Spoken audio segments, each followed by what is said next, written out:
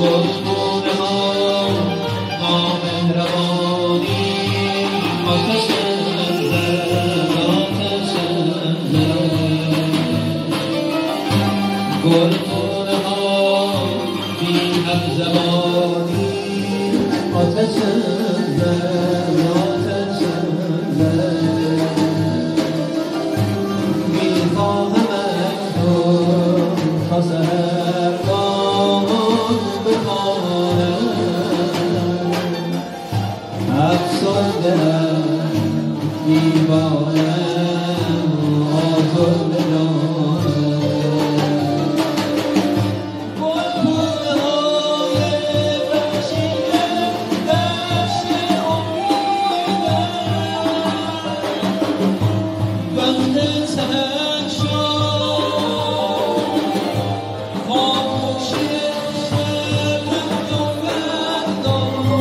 دیدگر شد من ماندم تنهای تنها من ماندم تنها یاد سیل غم حبیبم سیل غم من ماندم تنهای تنها من ماندم تنها یاد سیل غم حبیبم سیل غم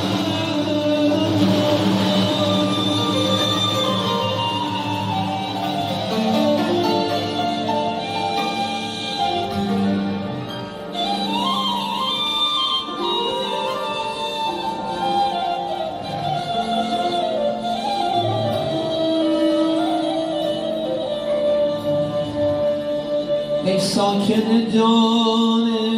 من آخر به کجا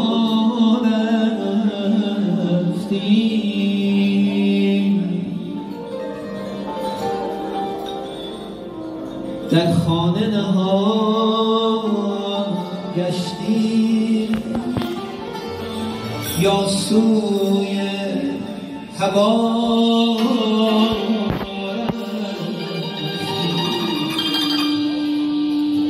رفتی تو بدین زودی تو باد صبا بودی مانند موی گل با باد صبا رفتی گل بودی بابا گل بودی و همچو برگ گل از کنار ناخر کشیدی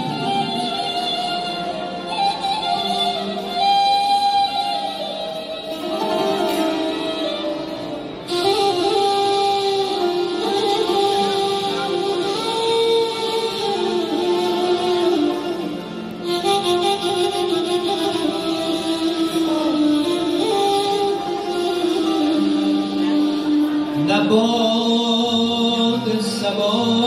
بودی نه مرغ هوا بودی از نور خدا بودی در نور خدا رفتی از نور خدا بودی